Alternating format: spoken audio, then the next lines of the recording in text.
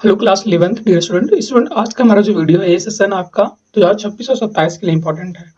ठीक है, तो जो भी स्टूडेंट क्लास 10th पास करके 11th में उनके लिए ये वीडियो यूजफुल होने वाला है और वो अगर मैथ लेना चाहते हैं 11th में तो ये पूरा वीडियो उनके लिए हेल्पफुल रहेगा। ठीक है स्टूडेंट, इस आपका ये इंट्रोडक्शन लेक्चर है, इसको हम लोग लेक्चर फर्स्ट भी कह सकते हैं। इस लेक्चर में जो हम लोग आपके मैथ सब्जेक्ट का जितना सिलेबस है उसमें क्या पढ़ना है, एक साल आपको पूरा हर चीज़ देखने वाले हैं। ठीक है, तो इसमें चैप्टर फर्स्ट हम लोग कुछ इंट्रोडक्शन देखेंगे। होता क्या है, जिसका नाम है आपका सेट नाम है। पहले सारा कुछ हम लोग समझें कि इसमें ध्यान दो आप लोग कि जो भी आपका 10th में परसेंटेज बन रहा है, इससे मान लो इसका अच्छा बना, इसका मान लो 80-85 से ऊपर है, वो बच्चे स्टूडेंट जो है मैथ लेते हैं। लेकिन जिसका मान लो नंबर कम आ गया, जैसे मतलब मान लो 65 आ गया, 60 आ गया, ठीक है, 70 आ गया, 72 आ गया, तो इससे कोई दिक्कत नहीं कि आप मैथ नहीं ले सकते हो। ध्यान देना, ये मैथ जो है आपके मार्क्स पर डिपेंड नहीं करता है। ठीक है सुन, अगर आपके मार्क्स कम आ गए हैं मैथ, मान लो आपका जैसे 70 नंबर में मान लो अप्रोक्सीमेट आपका 40 भी आ गया तब भी ठीक है। अगर 30 तो मान लो 30 आ रहा है, ठीक है, कोई दिक्कत नहीं। अगर आप इंटरेस्ट है इसमें तो आप जरूर मैथ ले लें, बायो के पीछे मत भागे। ओके, इसके कई सारे स्कोप हैं। स्कोप के लिए मैं अलग से बता दूँ, जैसे आपको साइंस में जाना है, इलेक्ट्रॉनिक्स में जाना है, साइंटिस्ट बनना है या कोई भी आपको टीचर्स बनना है, उस सब में आपकी मैथ रिक्वायरमेंट पड़ती है। तो मैथ अगर आप तैयारी करते हो तभी आपकी मैथ पड़ती है। जो भी बायो लेते हैं उनको भी मैथ ही पढ़ना पड़ता है, ये ध्यान देना आप लोग। तो मैथ से आप लोग जो है दूर नहीं हट सकते। ठीक है, तो ये तो रही आपकी मार्क्स की बात। अगर बोर्ड में मान लीजिए परसेंटेज कम आता है तो उससे ये मतलब नहीं कि वो मैथ नहीं पढ़ सकता है। ठीक है, तो अगर आपका इंटरेस्ट है जरूर आप लोग इसको जो है अपना ऑप्शनल सब्जेक्ट में मैथ रखिएगा। बायो अगर नहीं मन कर रहा तो कोई बात नहीं है। अब ये ध्यान दें आप लोग, मैथ में जो स्टूडेंट आपको पढ़ना है पूरे साल, वो पहला चैप्टर जो आपको होता है सेट होता है।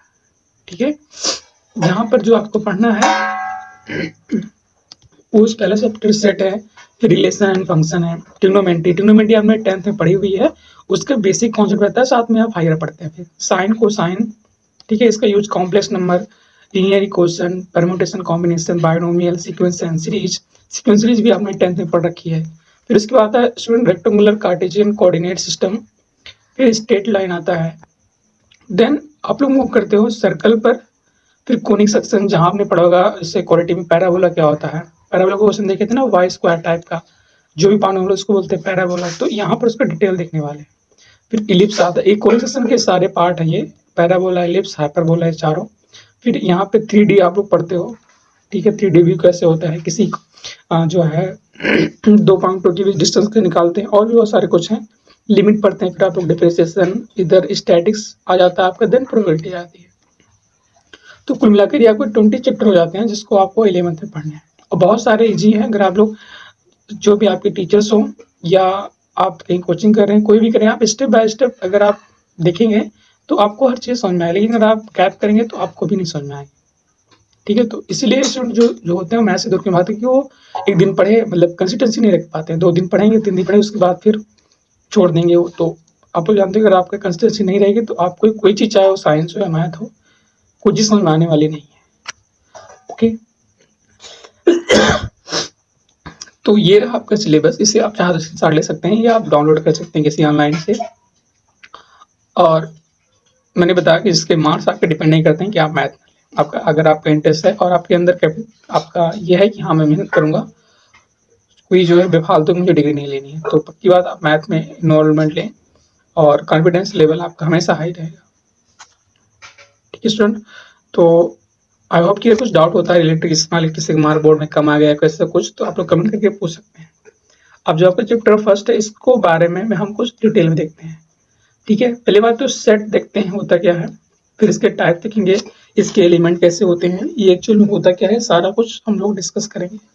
तो जो आपका जो चैप्टर सेट है, सेट से स्टार्ट करते हैं। जैसे सेट मतलब अगर बोला जाता है कि सेट क्या होता है, तो आप लोग क्या अज्यूम करते हो? Set means what are you thinking in your mind. Actually जब भी आप लोग बोलते हो कि ये, जैसे कोई मान लीजिए आपका टेबल है, क्लास में रखी हुई है, आपके घर पे ही रखी हुई है, 3 4 5 टेबल, 10 मान लो 10 टेबल है। अगर किसी अरेंजमेंट में होती है तो उनको आप बोलते हो कि ये एक सेट में रखी हुई है। लेकिन मान लो जैसे एक मान लो कोई आपका रूम ही है, एक टेबल यहाँ, एक यहाँ, फिर एक यहाँ, ऐसे ऐसे रखी हुई है, तो इसको आप लोग सेट नहीं बोलते। आप लोग क्या बोलते हो स्टूडेंट? आपको इसको बोलते हो कलेक्शन ना, ये बोलते हो कि ये जो है एक कलेक्शन की कोई मतलब पैटर्न में नहीं है। ये बात समझ में आई? तो ये सेट कब खुद ही आप लोग समझ पाओगे सेट कब बोलते हो, जब कोई एक रूल फॉलो कर, मतलब जैसे कोई जैसे एक के बाद एक ऐसे लगी हुई हो, तो आप लोग बोलते हो कि ये एक सेट में है टेबल सारे। लेकिन अगर यहीं पे मिक्सअप कर दिया तो इसको कौन सा नाम देते हो आप लोग? कलेक्शन नाम देते हो। ये तो भाई समझने वाली बातें, ठीक है। सेट और कलेक्शन में तो जो सेट है वर्ड, ये अपने नाम के अकॉर्डिंग चलता है। सेट मतलब ये होता है कोई भी स्टूडेंट आपका ऑब्जेक्ट कहीं रखा हो या किसी से रिलेटेड से आप बात कर रहे हो, ह्यूमन से हो गया या कोई थिंग्स हो गई, तो वो कोई पैटर्न फॉलो करती हो, ठीक है। और वो पैटर्न जो हो वो किसी रूल के अकॉर्डिंग, जो भी पैटर्न हो वो पैटर्न आपका रूल के अकॉर्डिंग होता है, तो उसको हम लोग बोलते हैं कि जो हमारे पास थिंग्स हैं या कोई भी चीज़ है वो हमारे पास सेट कहलाती है। लेकिन अगर आप कोई रूल नहीं फॉलो कर रही है, आपने ऐसा रख दिया पूरा इकट्ठा करके बस, तो उसको हम लोग बोलते हैं कलेक्शन। ओके, ये तो डिफरेंट हुआ सेट में और आपका कलेक्शन में। तो इसकी डिफिनेशन देखना क्या होती है सेट की, जो हम लोग बताते हैं आपको, और ये आपकी एक्चुअल आपको याद भी रखनी है। तो हम लोग बोलते हैं student, A set is A set is a collection of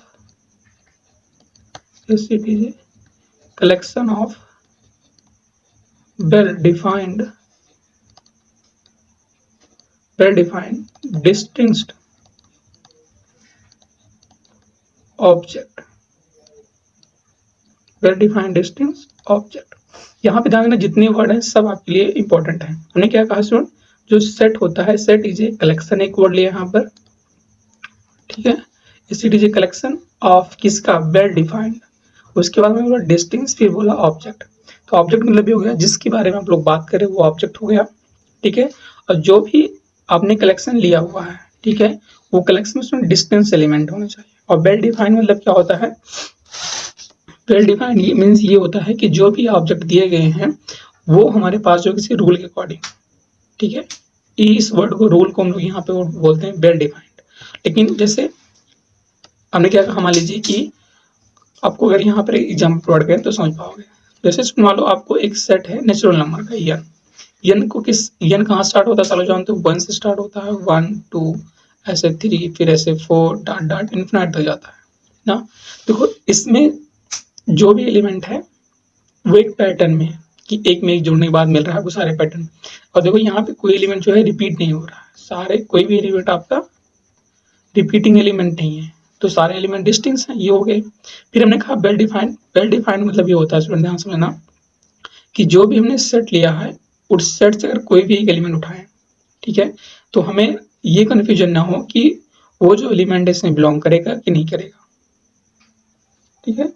जैसे कोई भी आपका एलिमेंट हमने लिया तो आपको डायरेक्ट क्लियर होना चाहिए कि जो आपने एलिमेंट कह रहे हैं वो इस सेट में है कि नहीं। जैसे अगर किसी ने बोला मान लीजिए कि 3, जैसे 3 इसको बोल मान लो 10 ले लेते हैं हम लोग, 10 बोला गया तो 10 इस सेट में है कि नहीं है कलेक्शन में, तो बिल्कुल कहो कि यस 10 इसमें बिलोंग करेगा। लेकिन अगर यहीं बोलते हैं 3/2, तो क्या 3/2 इसमें बिलोंग करेगा? नहीं, तो 3/2 इसमें बिलोंग नहीं करेगा। आप लोग जानते हो क्यों नहीं करेगा, कि नेचुरल नंबर जो होता है 1 2 3 फॉर्म में होता है, यहाँ कोई 3/2 एलिमेंट नहीं आते हैं, तो हमें तुरंत क्लियर मिल जाएगा ये 3/2 इसमें बिलोंग नहीं करेगा। तो इसी को बोलते हैं वेल डिफाइंड, मतलब कि there is no ambiguity between the element and this set. जो भी आपने एलिमेंट बोला उसके जो है तुरंत आपको क्लियरिटी मिल जाए कि उस सेट में है, उस कलेक्शन में है या नहीं। इसको बोलते हैं वेल डिफाइंड, मतलब कोई रूल के अकॉर्डिंग है। और डिस्टेंस सारे एलिमेंट अलग अलग होने चाहिए, कोई रिपीट नहीं करना चाहिए, तो इसको हम लोग बोलते हैं सेट, ठीक है। पहला एग्जाम्पल हुआ। दूसरा एग्जाम्पल अगर हम मान लो आपको यहाँ पे प्रोवाइड कराएं, जैसे मान लो एक सेट आपने ए नाम दे दिया, इसको आप कह रहे हो कि इट इज स्टूडेंट कलेक्शन, मान लो बोल दिया हमने कि collection of class 11th student, class 11th student, ठीक है। एक आपने जो भी कलेक्शन रख रहा है, जितने भी बॉयज गर्ल्स हैं सारे स्टूडेंट का कलेक्शन रख रहा है, तो उसको ए नाम दे दिया आपने। तो यहाँ मुझे बताओ आप लोग कि जैसे हम बोल रहे हैं कि क्या इसमें कोई 5 फुट का बॉयज है कि नहीं, इसमें बॉयज स्टूडेंट शामिल है कि नहीं शामिल है। हमने कहा is there any 5 foot boys student इस कलेक्शन में, तो आपको कंफ्यूजन है कि हो भी सकता है नहीं हो सकता है। जाहिर सी बात है भाई, क्लास में 5 फुट का लड़का हो भी सकता है नहीं भी हो सकता है, तो तुरंत हमें क्लियरिटी नहीं मिल पा रही है ना। हाँ ना में जवाब नहीं दे पाएंगे। ऐसे मान लो कि कोई 5 फुट की गर्ल्स भी है नहीं है ना, या हम लोग और भी कैटेगरी ले सकते हैं कि इसमें जो है राहुल नाम का स्टूडेंट है या नहीं है, कोई भी आप लोग नेम ले सकते हो। तो ऐसे कलेक्शन जो होते हैं ये सेट नहीं बनते, ठीक है। कलेक्शन अलग है, सेट अलग है। सेट कलेक्शन जो है वो सेट नहीं, लेकिन जो भी सेट होते हैं वो कलेक्शन हमेशा होते हैं। क्यों? ये जो कलेक्शन के सेट के एलिमेंट होते हैं वो वेल डिफाइंड होते हैं, डिस्टेंस होते हैं और ऑब्जेक्ट, मतलब जो भी उनके ऑब्जेक्ट होते हैं वेल डिफाइंड और डिस्टेंस होते हैं। तो ध्यान देना, कलेक्शन कोई भी हो सकता है, लेकिन सेट होने के लिए उसको वेल डिफाइंड होना पड़ता है और डिस्टेंस होना पड़ता है। मतलब वेल डिफाइंड मतलब क्या होता है कि आपको कोई भी जो है यहाँ पर मतलब there is no ambiguity between the object and the elements. मतलब उस जो आपने सेट ली कलेक्शन लिया हुआ उसमें जो भी एलिमेंट आपने बोला, कोई उसमें कंफ्यूजन नहीं होना चाहिए कि वो उसमें बिलोंग करेगा नहीं करेगा।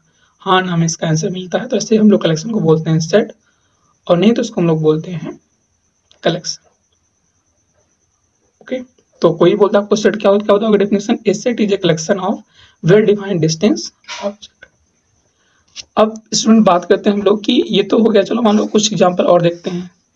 जैसे एग्जांपल अगर आप देखो आप लोग कि एक आप लोग ले लो student rational number Q. Q क्या होता है, सारे पी वाई क्यू एलिमेंट का कलेक्शन होता है जहाँ क्यू नॉट इक्वल टू 0 होता है ना, तो इसको हम लोग बोलते हैं रेशनल नंबर। जैसे एग्जांपल में आपका 3/2 हो गया, 1/4 हो गया, 9/5 हो गया, सारे आपके रेशनल नंबर हैं। क्यू एक सेट लगेगा, कोई बोले इसमें क्यू जो है मान लो 12 से बिलोंग करेगा नहीं बिलोंग करेगा इस सेट में क्यू में, तो बिल्कुल करेगा भाई, आप 12/1 ले सकते हो। तो यहाँ कोई एमएक्टी आपको कंफ्यूजन नहीं है, तो इसलिए ये जो स्टूडेंट होते हैं कलेक्शन, इसको हम लोग बोलते हैं सेट बोलते हैं, ठीक है। लेकिन जो भी आपको बताया कलेक्शन ऑफ स्टूडेंट का, वो आपका सेट नहीं बनेगा। ऐसे मान लो आप किसी ने और दिया एग्जाम्पल, जैसे बी इक्वल टू मान लो दे दिया, यहाँ पे लिखा हुआ है 1 2 3 4 फिर 5 6 फिर से 4 फिर 9 ऐसे दे दिया गया। मान लो ये कोई कलेक्शन है, बोला कि इस सेट आर नॉट, तो देखोगे स्टूडेंट ये पैटर्न तो फॉलो करा, लेकिन इसमें एक जो 4 एलिमेंट है रिपीटेड हो गया है, तो ये भी आपका सेट नहीं बनेगा। क्यों? कि मैंने कहा जो भी एलिमेंट हो आपके डिस्टेंस होना चाहिए, रिपीटेड एलिमेंट उसमें नहीं होना चाहिए। तो 4 यहाँ रिपीट कर रहा है, इसलिए ये आपका सेट नहीं बनेगा। मूल्य सुनिए आपका कलेक्शन बनेगा, बस ये सेट आपका नहीं बनेगा।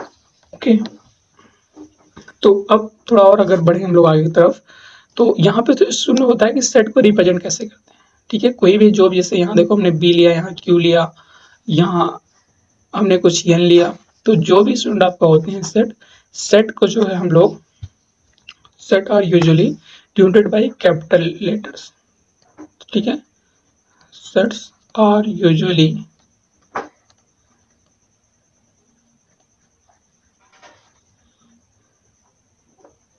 Student denoted by capital letter, ठीक है। Capital A, capital B, C, T ऐसे डॉट डॉट डिनोट करते हैं, ठीक है। दूसरी बात स्टूडेंट, और जो सेट होते हैं इनके जो एलिमेंट्स होते हैं, सेट के जो भी एलिमेंट्स होते हैं वो स्मॉल लेटर से डिनोट करते हैं। Elements denoted by small letter a b c d e. जैसे आप लोग ध्यान दो यहाँ पर, इसमें यहाँ लिखा 1 2 3, इसे तो मान लो 1 2 नंबर हो गया, नंबरिंग में छोड़ दें अगर, तो जैसे मान लीजिए यहाँ पे कोई एग्जांपल दे दें, सी इक्वल टू स्टूडेंट ए ई आई ओ, ये सारे जो एलिमेंट हैं स्मॉल लेटर में रहते हैं। तो ये जो अंदर एलिमेंट होते हैं जैसे बॉक्स को, इसको बोलते हैं एलिमेंट, ठीक है। और ध्यान देना जो इसको रिप्रेजेंट करते हैं वो ऐसे बनाते हैं स्टूडेंट कर्ली ब्रैकेट। जो भी एलिमेंट हमें लिखना होता है इस कर्ली ब्रैकेट के अंदर सारे एलिमेंट को नोट करते हैं। ओके, और तीसरी बात है, जैसे मान लीजिए कोई यहाँ पर आपको एक सेट दे दिया गया है कुछ इस तरह से, ऐसे मान लीजिए कि ये स्टूडेंट क्या है, जो है कलेक्शन ऑफ मान लीजिए होल नंबर है 0 1 2 3 ऐसे डॉट डॉट, आप जानते हो होल नंबर कहाँ स्टार्ट होता है, 0 से 1 2 3 जाता है। तो अगर इसमें से मान लीजिए 1 बिलोंग करता है तो इसको इस तरह सिंबल लगाते हैं, ई लिख कर ऐसे ई स्मॉल ई लिखते हैं, इस तरह वाला, ठीक है। इसका मतलब क्या हुआ कि 1 जो है इस सेट का एलिमेंट है, इस एलिमेंट को हम लोग बोलते हैं बिलोंग का, ओके। अगर स्टूडेंट जैसे मान लीजिए इसमें कोई बोले कि क्या 3/2 ए में बिलोंग करेगा, तो नहीं, तो ऐसे इसको काट देते हैं। ठीक है, इसको हम लोग बोलते हैं कि 3/2 डज नॉट बिलोंग टू ए। क्या बोलेंगे? 3/2 डज नॉट बिलोंग टू ए। यहाँ बोलते हैं 1 बिलोंग टू ए। ओके, तो ये जो है आपको होने का रिप्रेजेंट करने का तरीका हो गया। जैसे जैसे अगर आप बोला जाए कि सेट ऑफ जैसे इरेशनल नंबर स्टूडेंट, ये भी आपका कॉम्प्लेक्स नंबर बनता है। ठीक, ओके। तो स्टूडेंट जो हमारे पास नेक्स्ट आता है पॉइंट, वो आता है representation of A set. Set को रिप्रेजेंट कैसे करते हैं? इसको करने के स्टूडेंट आपको दो मेथड होते हैं। ठीक है, पहला मेथड है आपका रोस्टर और टेबुलेशन मेथड। रोस्टर फॉर्म इसको बोलते हैं, इसको हम लोग टेबुलेशन मेथड बोलते हैं। दूसरा तरीका होता है आपका सेट बिल्डर फॉर्म। तो ये सारी चीजें आपको पढ़नी, चाहे एनसीईआरटी फॉलो करो चाहे बायोलॉजी, ये सब आपको पढ़नी है। ठीक है, तो रोस्टर फॉर्म टेबुलेशन मेथड ये एक हो गए और सेट बिल्डर अलग होता है। तो सबसे पहला हम देखते हैं रोस्टर फॉर्म क्या होता है। इसको स्टूडेंट क्या बोलते हैं, एग्जाम्पल से माध्यम आपको दे रहे हैं, ये ध्यान देना कि ये इसको बोलते हैं कोई हमारे पास सेट है, कोई हमारे पास क्या है, सेट है। तो जो भी सेट होते हैं उसके एलिमेंट को स्टूडेंट अगर कॉमा से सेपरेट करते हैं तो उसको बोलते हैं रोस्टर फॉर्म। जैसे 1 2 3 4 5, मान लो एक सेट ए है जो कि कलेक्शन रख रहा है मान लो 5 नंबर्स का, 1 2 3 4 5। तो जो इसके 5 नंबर है इसको सभी एलिमेंट को कॉमा से अलग कर दो।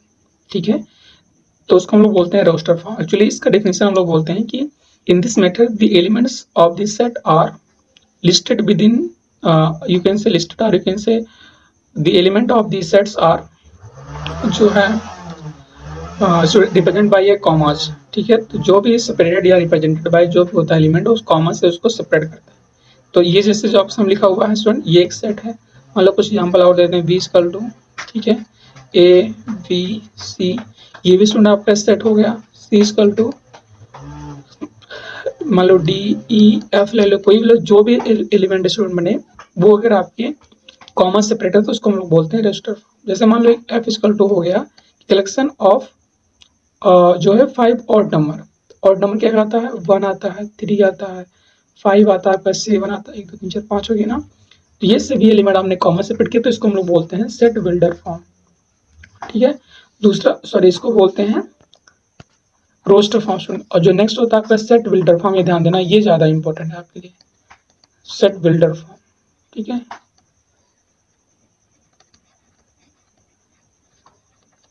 सेट बिल्डर फॉर्म जो है स्टूडेंट ये आपके लिए ज्यादा इंपॉर्टेंट रहने वाला है। क्यों? क्योंकि इस पे बेस आपको क्वेश्चन मिलेंगे। तो इसमें देखना पहले होता क्या है, इसको समझो आप लोग कि